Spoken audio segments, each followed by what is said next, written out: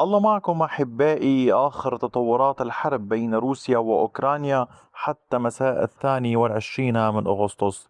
تتوزع التحركات الروسية الجديدة على عدة قطاعات من الجبهة، لكن اللافت هذه المرة ليس فقط حجم المساحة التي تتحرك عليها القوات، بل اتجاه هذه التحركات نفسها. في دونيتسك يستمر الضغط الروسي على المحاور للتقود باتجاه التجمعات الحضرية الرئيسية، يعني المناطق السكنية، مع تحركات جديدة على أكثر من طريق وفي أكثر من قطاع. بينما تظهر الجبهة الشمالية بدورها نشاطا متجددا في منطقتين منفصلتين من خاركيف. وفي الشمال الشرقي تتواصل العمليات على كافة، يمكن قول التحركات في جبهة سومي، ما يجعل التحديث اليوم موزعا بين 4 محاور رئيسية بدل التركيز على اختراق واحد. لكن يجب التمييز هنا بين التقدم الميداني والسيطرة الكاملة. التطورات سنستعرضها، ستتابعون التحركات والتقدمات. حاولوا أن لا تفوتوا أي معلومة، ونبدأ مباشرة من عمليات الوحدات الروسية في قطاعات كراماتورسك ودروشكيفكا. في كراماتورسك قامت الوحدات الروسية بالتقدم مجددا نحو زابوفيدني. هذا التقدم الذي تشاهدونه أمامكم كان يكون قول متابعة للعمليات التي حصلت وتقدمت القوات الروسية هنا صباحا. لذلك أشدد دوما على ضرورة متابعة جميع الفيديوهات لمعرفة الخطوات للطرفين. التقدم مساء اليوم كان قد أدى إلى السيطرة وتثبيت نقاط السيطرة على كامل هذه المساحة باللون الزهري. الوحدات الروسية كان عمق تقدمها نحو كيلومترين بامتداد كيلومترين ونصف. العمليات لا تزال نشطة في هذا المكان. واليوم بيكون قول كخلاصة للتحركات الروسية: القوات الروسية تتقدم من الجهة الشمالية الشرقية ومن الجهة الشرقية الموجودة هنا، والضغط مستمر نحو زابوفيدني التي تعد إحدى البلدات الهامة التي يسعى الجيش الروسي للسيطرة عليها في هذه المنطقة، إضافة إلى باسيليفكا بوتوش. وطبعا هي بلدات تساعد الوحدات الروسية على الاختراق باتجاه كراماتورسك. لماذا؟ هناك أمر هام يجب معرفته. كما تلاحظون كامل هذه المساحة إن أمكن القول هي مساحة مفتوحة بين المدينتين، وبالتالي التحركات الروسية في حال تمكنوا من السيطرة على هذه المناطق قد تكون نوعا ما أسهل، إضافة إلى الضغط الذي يجري ممارسته. ويبقى السؤال: في حال سيطر الروس على هذه المناطق، أيهما سيتوجه إليها بالأول، سلافيانسك أم كراماتورسك؟ هذا كله يتزامن مع ضغط روسي متواصل في ميكولاييفكا.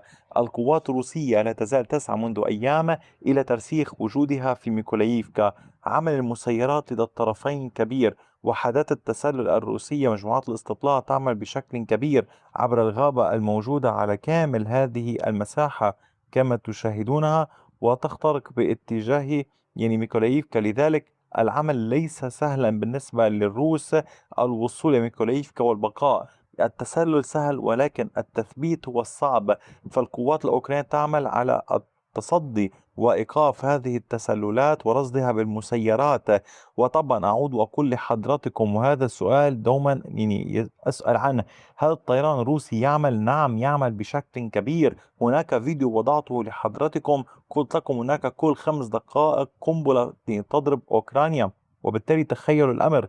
وميكولاييفكا تحديدا تعرض لضربات مكثفة. نحو 90% من البلدة تحت الضغط الكبير وتحت الضربات الروسية قد تعرضت لها. إضافة إلى ذلك، فيما يتعلق بسؤال البعض حول الطيران الأوكراني، نعم الطيران الأوكراني يعمل الحربي، يعني يحاول أحيانا التصدي للمسيرات، ويعمل أحيانا على ضربات باتجاه مناطق دونيتسك ولوهانسك. أما فيما يتعلق بالعمليات باتجاه دروشكيفكا، الجيش الروسي في المكان هنا تقدم في محيط مدينة كوستانتينيفكا نحو دروشكيفكا. السيطرة الروسية كانت على كامل هذه المنطقة باللون الزهري. كما تشاهدون هذا التقدم الروسي هو بعمق 1.72 كيلومترا بامتداد كيلومتر ونصف. تحركت القوات الروسية، فرضت سيطرتها بهذا الاتجاه. العمليات الروسية متواصلة، والهدف هو ربط مناطق السيطرة ببعضها البعض من إزيفكا باتجاه أوريكسيفو دوشكيفكا. لكن أعود وأقول لحضراتكم الأمر ليس سهل. الأمر هي حرب، يعني تخيلون بمعنى حرب. هي حقا حرب. هناك في هذه المنطقة معركة حقيقية ليحافظ كل طرف على وجوده. مسيرات الطرفين طوال الوقت تعمل في هذا الاتجاه، الروس في هذا الاتجاه والأوكران في هذا الاتجاه، لمنع الطرف الآخر من التقدم والحركة. وبالتالي وجود القوات في هذه المنطقة، يعني هذه الخريطة التي ترونها ثابتة منذ أيام، يعني هي تكلف الطرفين الكثير للحفاظ على أماكن السيطرة. وبالتالي هذا أمر هام يجب معرفته في الحروب والنظر إليه ومراقبته دوما. وحين تنظرون إلى خريطة جامدة، أقول لكم هناك أحد الاحتمالين: أن هناك معارك قوية طوال الوقت، الطرفان مستنفران ولا يسمحان للطرف الآخر بالتقدم.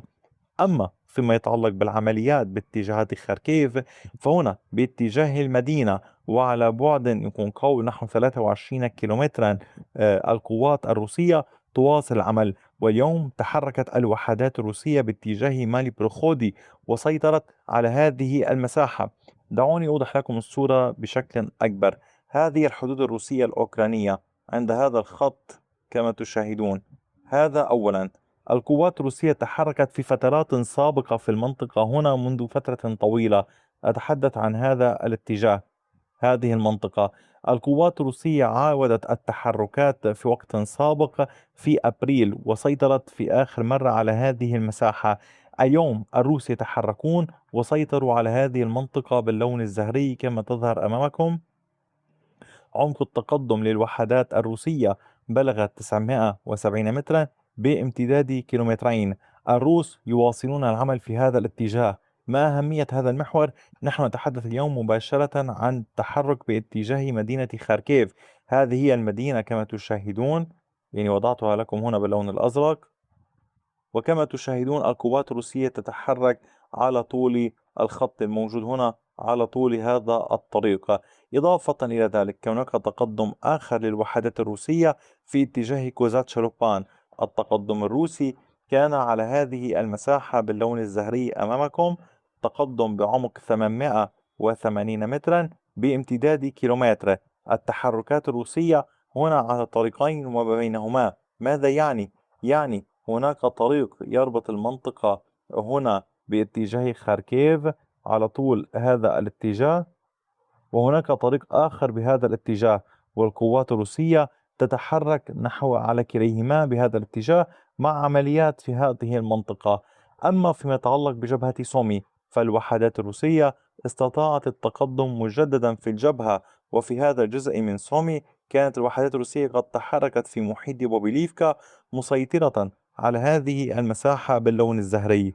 عمق التقدم للوحدات الروسية في المنطقة بلغ 1.37 كيلومتر بعرض 880 مترا.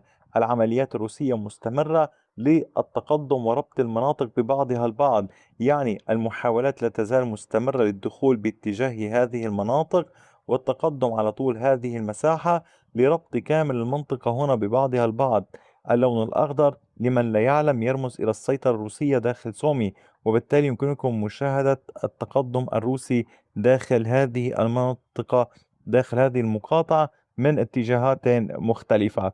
أحبائي، هذا كان كل شيء، ولكن هذا فيما يتعلق بالجبهة. فيما يتعلق بالضربات، كان هناك ضربات روسية كانت قد طالت كييف فجرا، استهدفت مطار بوريسبيل، إضافة إلى ضربات أخرى طالت المنطقة الموجودة هنا في بروفاري. طبعا ضربات باتجاه بوريسبيل كانت لاحقا صواريخ من طراز اسكندر أم. أما الضربة باتجاه المنطقة هنا طالت منشآت. طبعا حتى اللحظة لم تتضح النتائج. فيما يتعلق بالضربات الأوكرانية، كان هناك ضربات على بعد نحو 900 و 920 كيلومترا طالت مصفات ومركز في داخل الأراضي الروسية، إضافة إلى ضربات أخرى طالت مواقع متفرقة. مع مواصلة الدفاع الجوي الروسي إسقاط المسيرات بشكل كبير وهائل، فيما القوات الأوكرانية لم تتصدى للمسيرات الروسية، للصواريخ الروسية عفوا، بل تصدت لعدد أكبر من المسيرات. وبالتالي الأوكران لا يزالون، يعني يمكن قول، لا يطلقون صواريخ الدفاع الجوي هذه المرة الثانية في وقت قصير باتجاه الصواريخ الروسية. هذا كان كل شيء على الجبهة وفي الخطوط الخلفية. أي الثمين، وإلى اللقاء بفيديو آخر.